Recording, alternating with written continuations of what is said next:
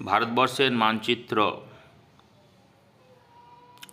1857 খ্রিস্টাব্দে মহাবিদ্রোহের সময়কালে ভারতবর্ষের কোথায় কোথায় বিদ্রোহ ছড়িয়ে পড়েছিল তার প্রথম নিদর্শন হিসেবে বলা যায় 1857 খ্রিস্টাব্দে ব্যারাকপুরে কলকাতার নিকটবর্তী সেনা ছাউনিতে প্রথম সিপাহী বিদ্রোহ ছড়িয়ে পড়ে। এর পরবর্তীকালে দিল্লি, মিরাট, লখনউ, কানপুর এই সমস্ত স্থানে সিপাহী বিদ্রোহ ছড়িয়ে পড়ে।